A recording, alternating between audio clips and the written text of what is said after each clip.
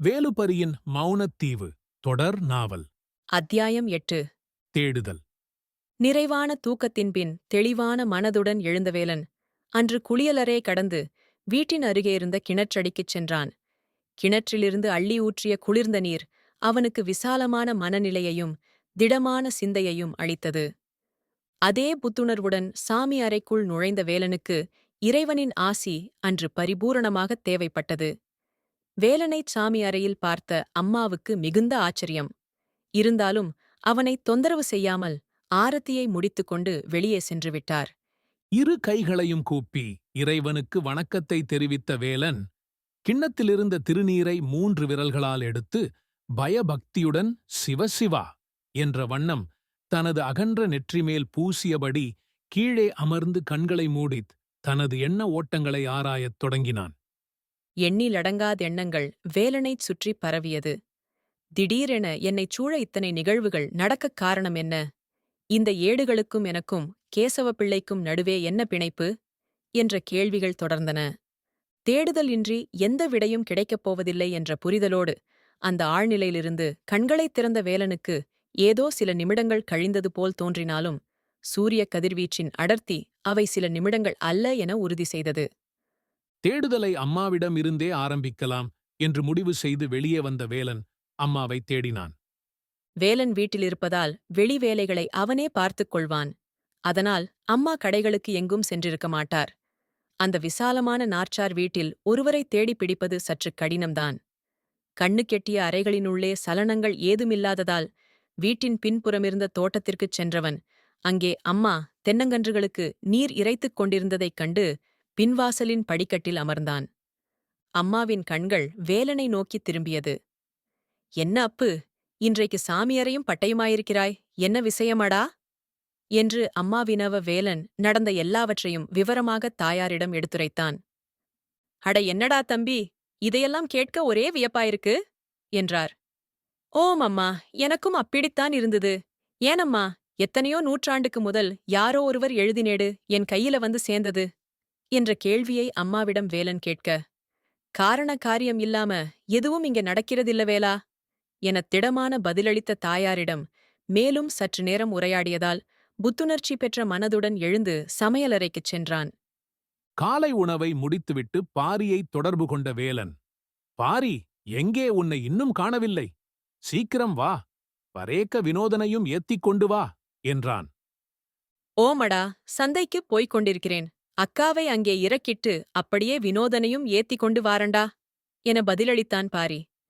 எப்படியும் அவர்கள் வீட்டை வந்தடைய அரை மணி நேரத்துக்கு மேலாகும் என்றறிந்த வேலன் சட்டென்று மேலே மாடிக்குச் சென்று முழுவதுமாக துப்புரவு செய்யப்பட்ட ஓர் அறையைத் தேர்ந்தெடுத்து 2-3 கதிரைகளையும் ஒரு மேசையையும் அதன்மேல் ப்ரொஜெக்டரை அவனது லேப்டாப்புடன் இணைத்து அந்த அறையை ஒரு சிறிய திட்டமிடல் தளமாக மாற்றியமைத்துவிட்டு தன் நண்பர்களின் வருகைக்காக காத்திருந்தான்.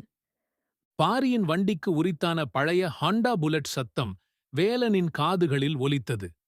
மாடியிலிருந்த ஜன்னலின் வழியாக கையை அசைத்து மேலே வருமாறு சைகை செய்தான் வேலன்.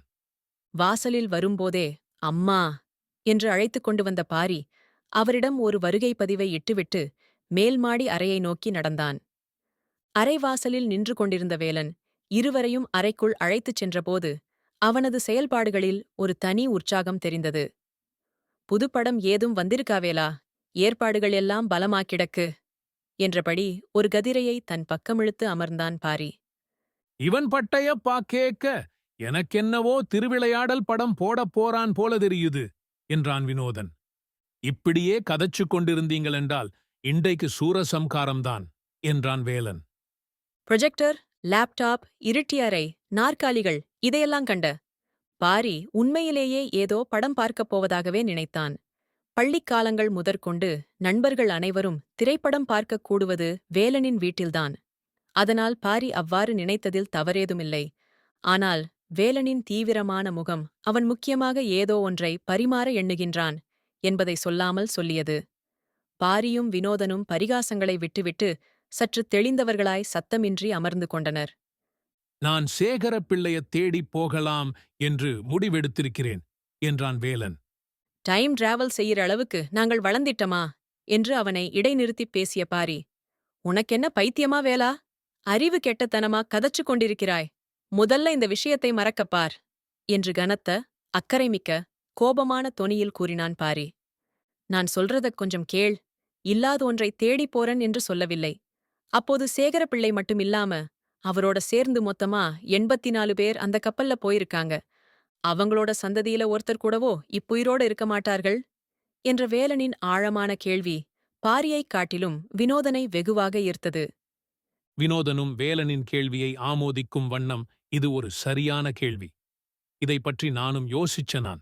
ஆனால் இது சாத்தியமாகுமா என்று தெரியேல்ல என்று ஒரு தீர்மானம் இல்லாமல் பதிலளித்தான். சரி வேலா, இப்ப என்ன செய்யலாம் என்று நினைக்கிறாய் எனப் பாரி கேட்டான்.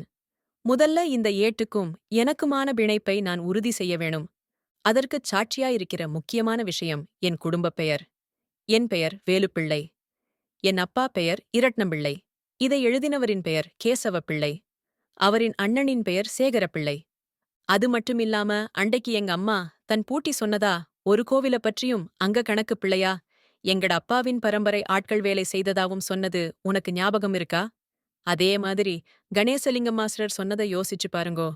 சேகரப்பிள்ளையை போர்த்து கேயர் சிறையில் அடைச்சதும் கணக்கு பிள்ளையா இருந்ததுக்காகத்தானே என்ற வேலன் நிறைவுபடுத்தப்படாத விளக்கப்படம் ஒன்றை வரைந்து ப்ரொஜெக்டர் மூலம் அறைச்சுவரில் காட்டினான்.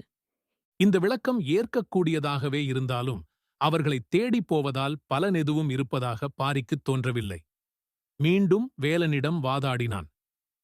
நீண்ட காலத்துக்கு முதல் ஏதோ ஒரு கப்பல்ல போனவங்கள் எங்க போயிருப்பாங்கள்? திக்கும் தெரியாமல் திசையும் தெரியாமல் எங்கேயாச்சும் தொலைஞ்சு போயிருக்கலாம். ஏன் செத்திருந்தாலும் ஆச்சரியப்படுறதுக்கில்ல என்று சொல்லி வேலனின் பேச்சை அப்படியே முடக்க முயற்சித்தான் பாரி. ஆனால் வேலன் தனது மனதை மாற்றிக்கொள்வதாகவே இல்லை. அதற்கான காரணங்களைச் சுட்டிக்காட்டினான்.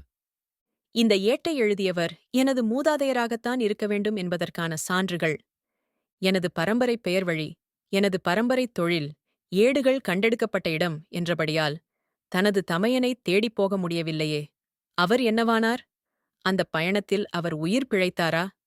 இப்படியான கேசவ பிள்ளையின் கேள்விகளுக்குப் பதில் காண்பது எனது கடமை என்று நான் திடமாக நம்புவதால் இந்தப் பயணம் நிச்சயம் என்று முடிவாகச் சொன்னான் வேலன்.